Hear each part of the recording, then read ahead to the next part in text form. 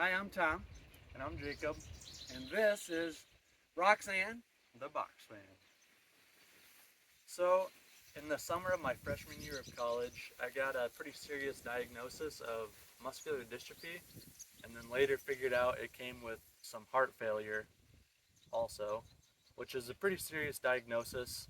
And I've always been kind of an outdoorsman type of guy, and I had lots of plans and dreams to keep kind of continuing to do that type of stuff. And one of those dreams was to live out of a van for an extended period of time. So I had that plan, and with the diagnosis, it kind of put a big time crunch on when I can do that, since it's a um, progressive disease. So it'll continue to get worse throughout my life, no matter what I do. So I talked to my parents about kind of my concerns with that, and they agreed to help me live my dreams and build out a van. So at first I was looking at just the regular Sprinter vans or like the Ford Transit vans, and I was kind of planning on just getting one of those and building those out. And you drew your configuration to fit in one of those bodies. Yep. So I had a layout, like a design layout for those regular sized vans. And then my dad came across this big Bertha right here. He sent me the box dimensions and the post online, and I started moving all my little cutouts of my design into this, and I had like a whole extra van in there to kind of work with room. So we ended up getting this in August of 2020, and then the very first time I ever camped in it was about a month later for my sister's wedding, and it was just the only thing that was done in here is the floor, and it was just had a layer of finish on it, and then we just threw mattresses on the ground, slept in it as a camper. And then about a month after that, we started really digging into it and started building out what you see today. Yeah, making a camper. So the very first maiden voyage was about mid-June of 21, and that trip we went up to Minnesota. I went up with a couple buddies, Old boat. pulled a boat with this thing, and we ran into many problems along the way. Many problems with the air dam, with the suspension, with the tires, little things here and there. But overall, it's been a pretty sweet rig. It's a memory-making machine, that's for sure. So we worked out those details that he was having troubles with, and now it's rock solid. And since the maiden voyage, it's traveled 28,000 miles, give or take, and it's hit roughly 45 states. And it's been on the road for over a year camping. Mm-hmm. From East Yeah. Coast to West Coast. So He's camped in Washington, D.C. I took a year off of college to live in this. So I've lived about a year and 3 months straight in this van. And I'm actually heading out today for another month of camping this summer. So And how did this all happen? Who helped you? oh yeah, so we built this ourselves, but my travels have been funded by a GoFundMe that my sister set up for me to live out my dreams, and with the donations from all you guys and whoever's out there helping me out has really been able to help me live my dream. So thank you guys. Now onto the tour. That's it. All right, I'm going to do a walkthrough for you on Roxanne, the camper van. And so we bought this from a plumbing company, the box van.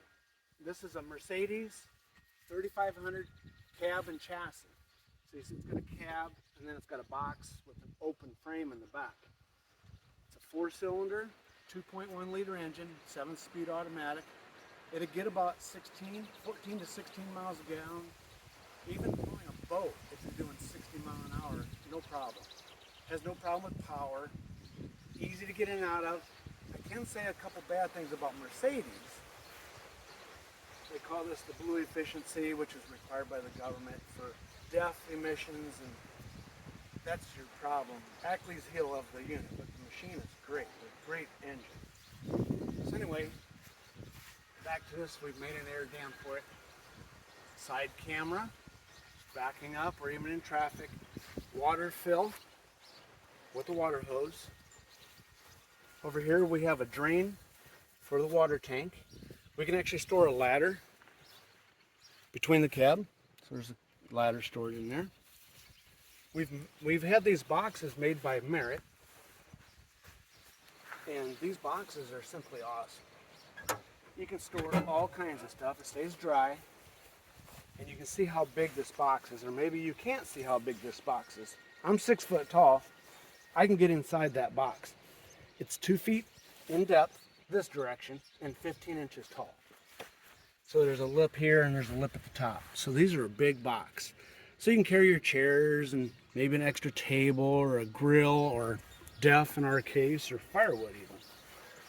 And they're not a heavy box. They're not cheap, they're good. Exhaust and intake for the heater inside, LP gas fired heater. Other things we've had to mess with, these are rims made by ALCOA for Mercedes Sprinter.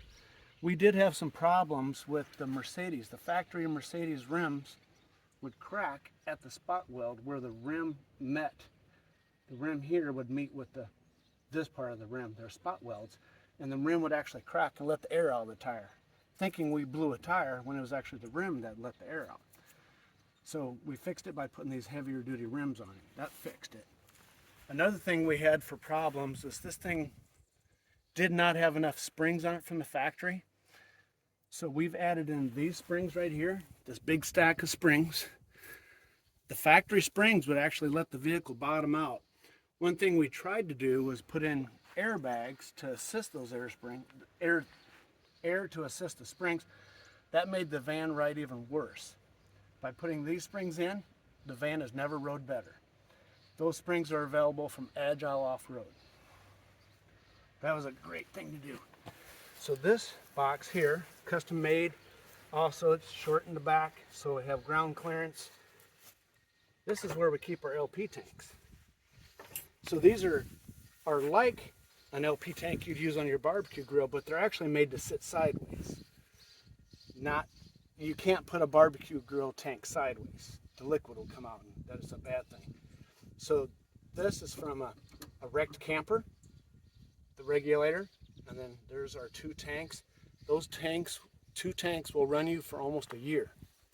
It's amazing. And that's using the stove multiple times per day. And of course you can see the windows that we have on the side. On the back. Another thing that we've added to this camper, it didn't have this lift. And it's an aluminum lift gate, so it doesn't add a lot of weight to the unit, but it adds a lot of usefulness for us. So this is hydraulically powered with a switch on the side. See that? And it just folds down. It's not real heavy. It's got a spring assist, and it goes higher than this. It'll go about this high.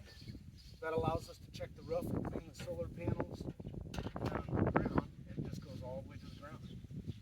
This thing can lift over 1,000 pounds, so you can lift your motorcycle, you can lift your wife, kids, the whole family.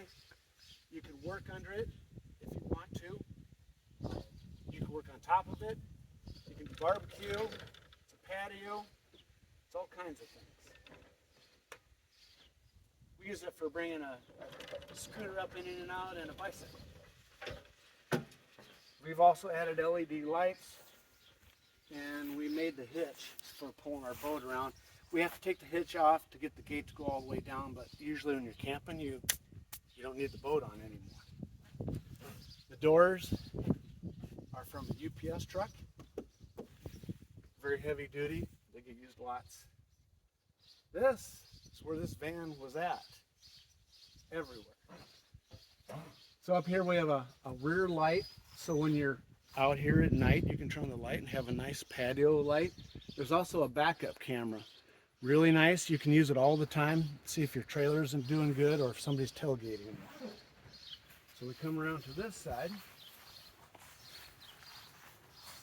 we have more storage boxes. So the same storage boxes on the other side, except for this one has tools in it. And then the front side is wood chips for a composting toilet. This is the lift for the spare tire. It uses it's a winch type system, so it uses a cable on a rod, and it'll lift up and down that tire. There's a bolt here that locks that shaft. So you just put a little tension on it, same size as the factory hitch, the lift would be. So you just turn it, pull that bolt out, and the tire will fall down on the ground. Multiple holes so you can get it locked in. All right, another window. So here we have our grab bar for getting in and out, the door, and the steps. These are all taken from a used wrecked camper also, these 3 items. So these steps fold out, real easy, very light. Behind these steps is our gray water tank. Holds about 21 gallons, 22 gallons. So that's the gray water tank. And on the side here is the drain for the gray water tank. This is our entry door, and very nice entry in and out, and it actually has a screen door, which is a separate item. And of course this just folds out and helps you get in and out. Another patio light to help you enter in and out. A latch for the door, really needed with wind or unlevel ground, so a latch for that door to hold it open. Another side camera for driving down the road or parking. Then here, this box here can be used for storage, but we're using it for the solar panel system. So in here, we have the battery storage, and then we have our solar system, and that'll go through in more detail later in this video. And we come up here further, and here we have the air dam. The air dam did a few functions for us. We found out we needed to get better fuel mileage, and by letting the air follow this very streamlined front, it helped us for fuel mileage, and it helped us for wind noise. Another thing we needed, we have a mini split heater / air conditioner on the interior, so we needed a place to put the exterior condensing unit. It's behind that door right there. So right here, we have a rope that's hooked to that door, and it's spring loaded, and it just opens automatically when I let the rope loose. So now you can see the exposed condenser. It's able to circulate its air like it needs to. When you're done using it, you just simply pull the rope and tie it shut. Very simple setup.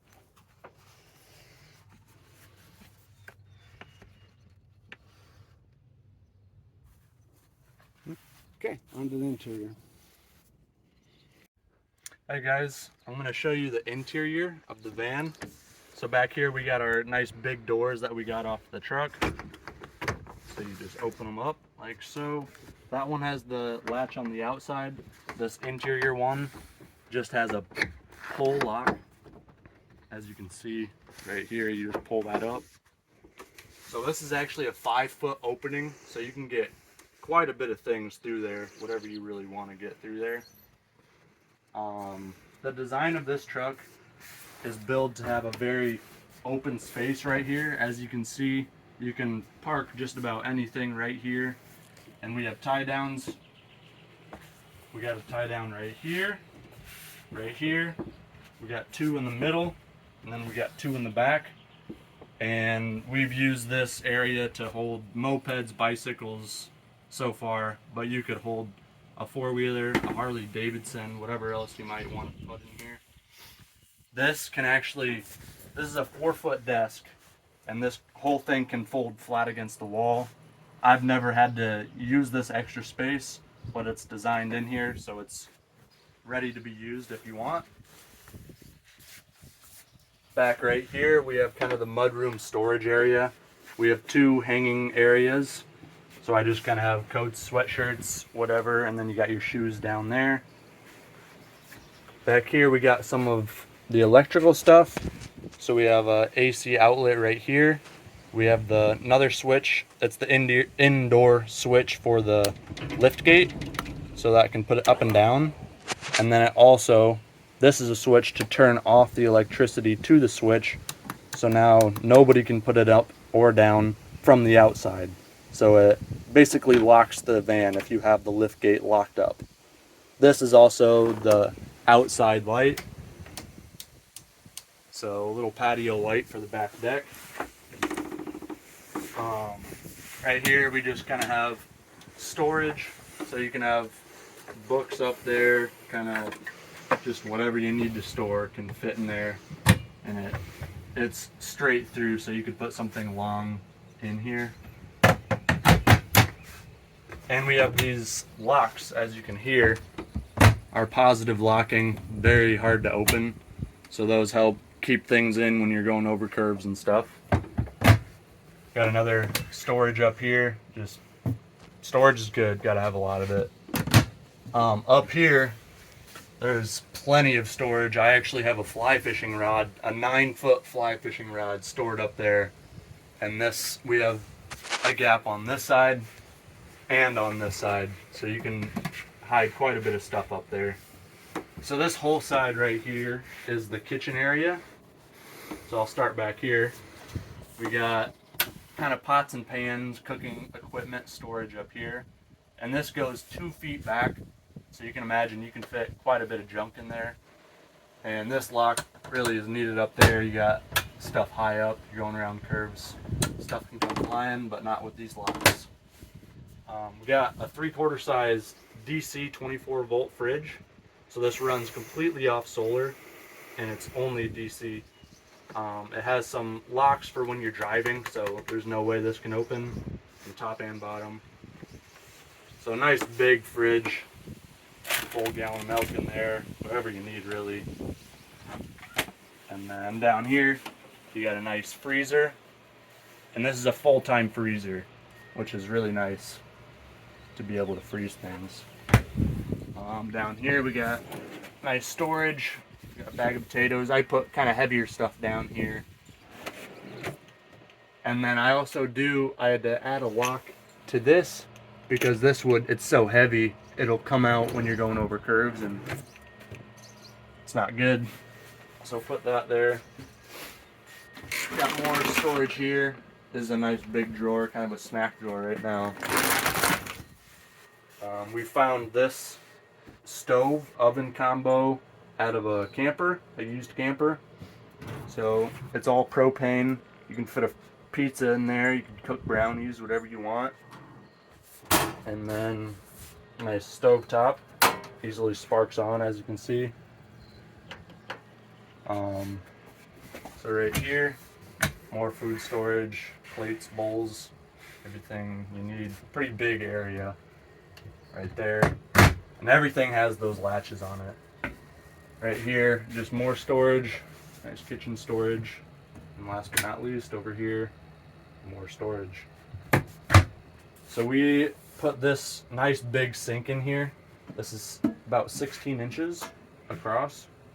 So you can fit like your pans in here without having them sticking out. It actually is a nice usable size. And then you got your sink right here. Also has the little movable head, and that can have a spray function or just a regular stream.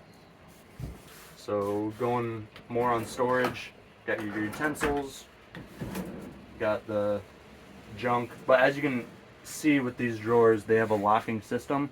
So if I let it go, it stops and then is a soft close, and that makes it hard to pull out. I can't really pull it out, so those stay closed no matter how you drive, really.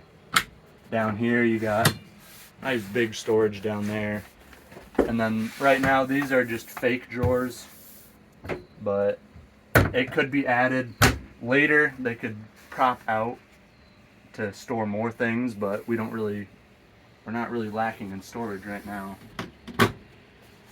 Over here you got a pull-out cutting board. which is very useful, nice to have, and I don't have to store this in a cupboard or anything. You got your silverware, and then a nice big storage right here along with the trash. And yeah, you can use this to cut and then just scrape it right into the trash, which is very nice layout there. And then for dishes, we just have a little foldable dish rack here, so you put your dishes there and you're done. This folds flat, and I actually store it underneath there. We got a little paper towel roll here. Nice to have it up and out of the way, not on the counter space. Over here we got our switches. So this first bottom one is the main area. We have 6 LED lights up here, as you can see them going on and off. This middle switch is for the outdoor lighting on this side, on the passenger side of the van. And then this last top switch is for the under cabinet lighting. And it also has a little switch you can change like the warmness of the lights. Pretty useful at night when you're cooking. These windows, so we got 3 windows in the camper. Got 2 big ones on the driver's side and then this one. They all function the same. So they have a screen, as you can see right here. And then if you want like a blackout curtain, you just pull the whole thing down. And this is a blackout. It's really nice. And then they also unclip, and that comes down. And then you got pull-in window. This is a double paned window, little extra insulation. They lock. And then you can also have a gap, just a breather hole. It's another locking mechanism. And then they have different positions you can put them out on. Going on to right here, this is the clothes storage area. So this is nice big clothes hanging area. I mean, lots of storage there. And then we got a couple drawers here for whatever else you need. We have a propane heater right here. So that's, you saw the exhaust hole on the outside, that's what that is right there. For cooking and just keeping cool in here. We have these Max fans. So it's just a crank up and down. It's adjustable speed here. You can change the direction so it could suck in or blow out, and then on off. So we always have these on when we're cooking. This is our ventilation system. We don't have any sucking out right here, so you gotta have that on when you have the propane on. So coming back into the bedroom area, living room, bedroom. Right now we have it set up as the L couch, as you see Pete enjoying here. So this area, we got a nice table right here. And so this can fold out into a queen size bed. All these cushions have been custom made by my mom for this space. Alright, so over here we have kind of the living room area. So right now it's in the couch formation. So it's a nice L couch. So this whole thing can transform into a queen size bed. All you have to do is you fold this out, and this can lower down into this gap right here. So right now it's just in a table formation, but it sits down all the way flush with that, and we rigged it up on this little crank mechanism right there. It's just driven by a chain and a manual crank. So back here we added this little crawl through. So that is the access that you can go straight into the cab, and that's just kind of safety. It's so you don't have to go outside of the van if you're in a tight situation and you need to get and drive away, or if someone's traveling back here, they're not just a hostage back here. There actually is some seat belts right here. They're kind of buried underneath right now, but just in case you need to buckle up back here. So this bunk bed area, so this bed is up here, and as you can see, I can stand up. I'm 6'1" and I can stand underneath here just barely, but I can stand under here comfortably. So this is a full-size bed right here, and this can actually go down with this switch right here, and this is all hydraulic. So it goes down and it'll hit right there, and it rests on those to kind of give you a solid place to hit, so that way you can sleep 4 people in here. And it goes back up, same with the switch. And it's rigged up to a switch so it knows when to stop, so you don't crush anything up there. Coming to kind of the electrical system over here. So we got a couple different switches going on. This first one right here, the water pump, is to turn the water pump on and off. And we added that because when the water would run out, the pump would be on constantly trying to build pressure in our pressure tank. So this, we would have to run all the way outside into the electrical bay and pull the fuse. So now we can just easily turn it off right there. We got under bed lights right here, and that's for this kind of living area to kind of light it up down here. And then we also have the outdoor light, which is on the driver's side of the van. So that turns that on and off.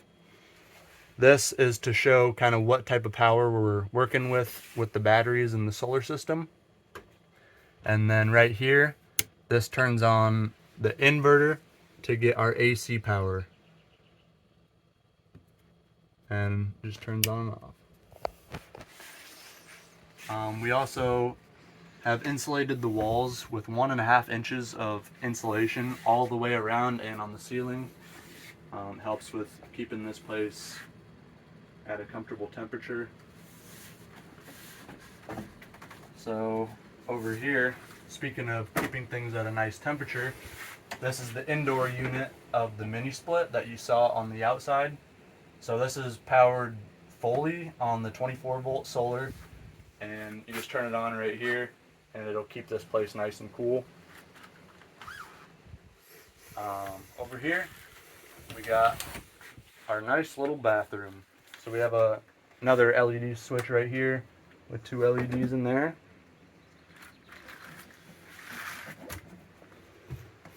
So this is a homemade composting toilet. As you can see in here, it's a simple 5-gallon bucket with a liner. So that's where your solids will go. Once you are done doing your business there, you would take a handful of your biomass. So you can use lots of different things. I have just wood chips right there. You would put that on top of your business down there. And then this funnel right here separates the liquid, and that just gets funneled right into this jug, which you would dump separately. The key to a composting toilet is to keep the liquids and solids separate. That is the main kind of smelly part. And then another key is we added this little switch here, and that fires up a little computer fan. Usually it's not that loud. With the wood chip. There's a wood chip in there. But what that fan does is it keeps this whole box negatively pressurized, so it's constantly sucking the fumes from inside of here and blowing it outside, keeping it smell free in here. And that works like a charm. Very simple system right here. As you can see right here, we have a instant hot water heater. So this system is made to be like outside. It works perfect for what we're doing here, except for it vents inside. But that's the same kind of deal as our oven. So when you're using this, or if you're using the oven, you always have to have your vent running. Up above here, we have a nice big storage area. Got kind of the laundry stuff. Got lots of towels and toilet paper and washcloths, toothpaste, whatever else you need in there. And back here, got a nice little shower. And it is little, but it gets the job done. We have a little wand here so you can pull it around and use it however you want. And when the shower is not in use, This is a nice closet area. You can store brooms, mops. I have my dirty clothes bag right there, but it's nice to have an onboard shower. We also have this little mat right here. So when you're taking a shower, you just lay that down there and that'll soak up all your drips so it doesn't soak into the floor.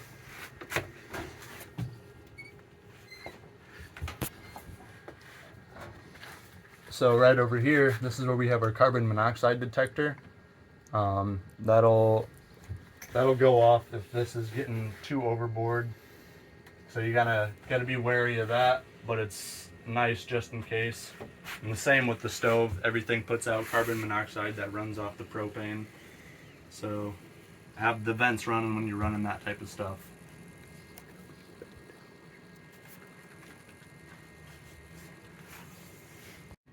So we roughly put the bottom queen bed together here to kind of show you guys how that lays out. I'll show you kind of how the bed fully functions now. So we got the switch down here, and you can lower it. So I could choose to either stop about right here. So this would be a bunk bed for 2 people down here, 2 people up here. Or I could keep going down.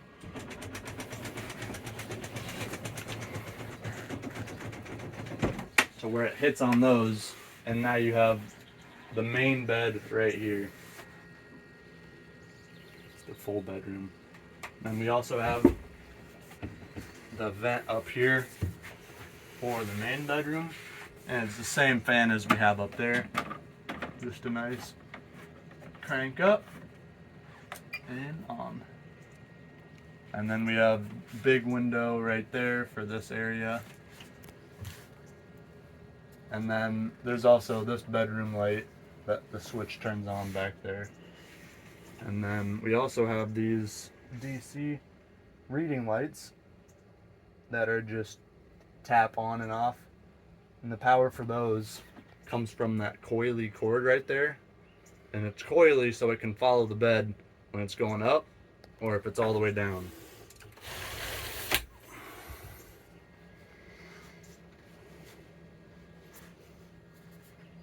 And you can see the bed rails right there on both sides, and the chain is going through there and carrying the bed up and down.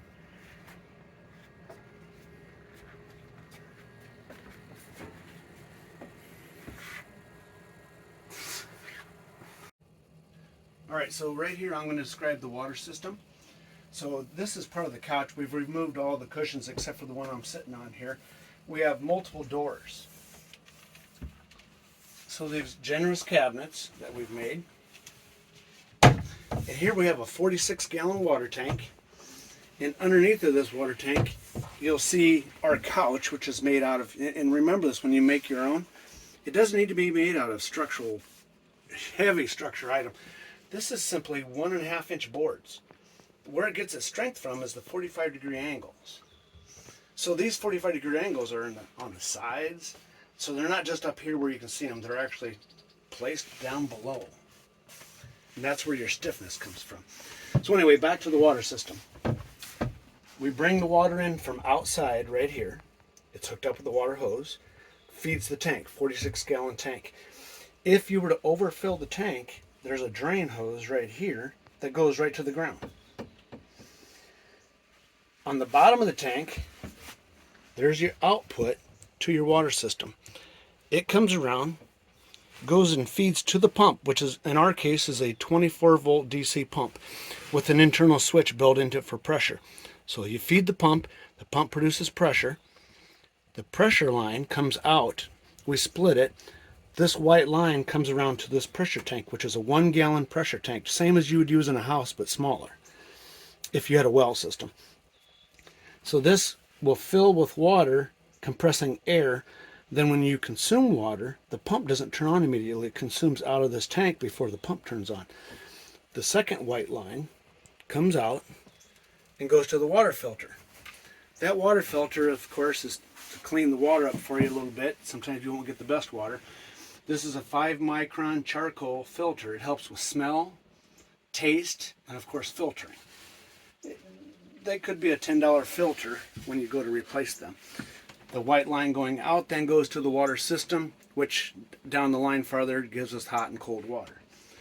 Other things are in this compartment. We have the cylinder that does the bed lifting, which is way down there, and it goes sideways.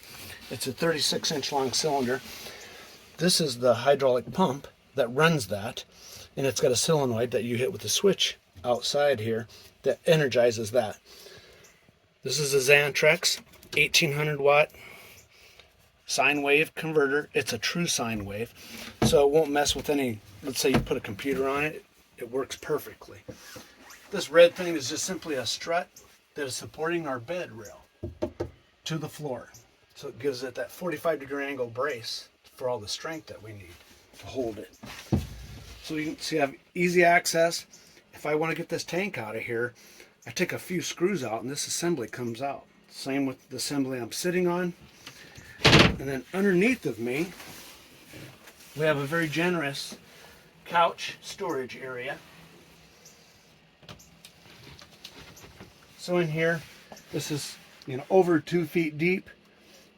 In the width of it, it's 4 feet long, and it has a depth of 15 inches approximately. We can store lots of things in here. You can see we have a heated blanket that's to be used on the bed if needed, if you don't want to turn on all the heat. So see the bracing, take notes of the bracing. And we put this wood in here just so it's easier, you don't lose your stuff.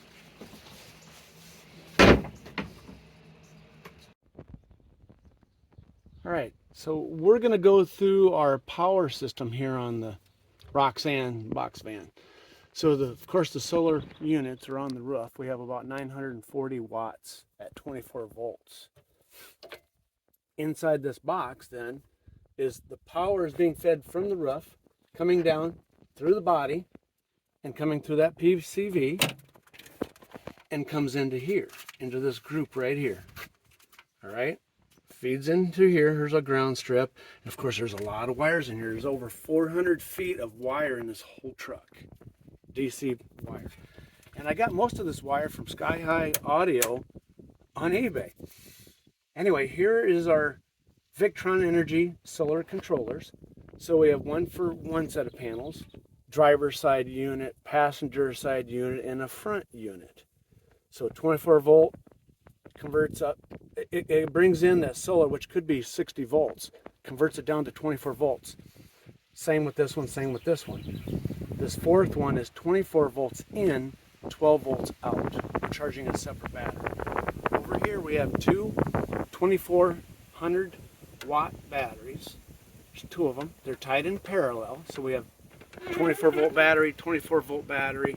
They each have a switch on top and they have a power meter on the side. This is only a voltage unit. We watch most of that inside or on our app on the phone. Simple latch here for a swinging door. This is a 24 volt fuse panel. This is a 12 volt fuse panel. So you come in here and you'll see more stuff. So this, and these are LiPO 4 batteries. This is also a LiPO 4 battery. These are the 100 amp hour units tied together to create a 12 volt battery. So in here we have 100 amp.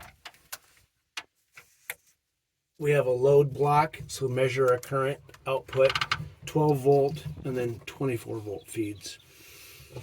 So we have separate feeds for different things. The lift of the bed and the lift of the back of the truck are run off this little blue battery. No voltage is shared with the truck whatsoever. None. Alternator can't charge this solar system. This solar system will easily carry the system for multiple days on the refrigerator, and the mini split can run all night. This is just simply a power box in case we want to plug into AC to charge these batteries. It can trickle, it can do 20 amps, which 20 amps is almost equivalent to what our solar panels are. Our solar panels can put out over 24 amps. So this is the solar system. It works very well. It's been in use for multiple years now. The solar panels are Sunflare is the brand name, and I'll put that down in the text of the video. These solar chargers have been great. These controllers, MPPS, those are awesome. And you can control them with Bluetooth control on your phone. And we will show you the solar panels on the roof, but this is flawless. It works great. Our AC is derived from this 24 volt DC. The refrigerator runs directly on these. The mini split runs directly. All the lights are actually 24 volt also. So there's only a few things that are 12 volt. The lift pump on the back, lift pump on the rear, and the two fans. I could not find fans that are 24 volt, so the two fans are 12 volt, unfortunately. Everything else is 24. Okay, I'm showing you the solar system that we have here. Again, these are Sunflare solar panels. They're made different than most other solar panels that you'll find on the market. They function differently. So if you'll notice, we have two large ones here, two large ones there, and two smaller ones in the front. So each one of these are 180 watts, 180 watts, 180 watts, 120 watts, and 120 watts. And of course there's our fans in the middle. So we have very little roof that's not been covered. They're held down with just an adhesive glue directly to the roof. You can see the little wire well there that goes through the roof in 3 spots to allow the wiring to go down. So you'll see over here how the tree is shading part of that solar panel in those spots. The unique thing about these panels is you can cover, even my shadow is covering this panel. These panels are still outputting nearly all their power, and the reason for that is the way they are made. You can cover up complete sections of this panel and it will still produce voltage, whereas if you were to, and they're wired in, I believe it's the way they wire it with diodes and in parallel, but anyway, it will still produce enough voltage to actually charge with. If you did this to a, let's say a Renogy solar panel, and you covered up this much of the panel, like my shadow is doing, the whole panel becomes dead and will not charge. This panel, I tell you, is still charging, and you can see other videos on YouTube that show that. But the Sunflare panels will charge irregardless of having shading on a portion of the panel. Now you cover the whole panel, and yeah, you're going to lose your charging ability. But these panels work good. They were easy to install, and they charge great. And you can see, yeah, there's dust, dirt on that one. Some bird manure on spots. But generally the rain will take off that stuff. This has been parked in a shed for the winter. Got a lot of dust on it. But the Sunflare panels are excellent. That's it.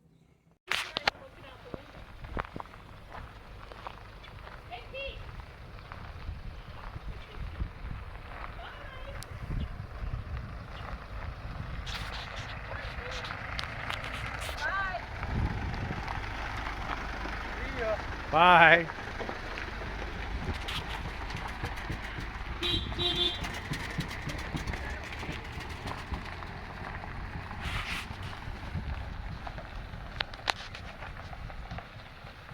Have fun.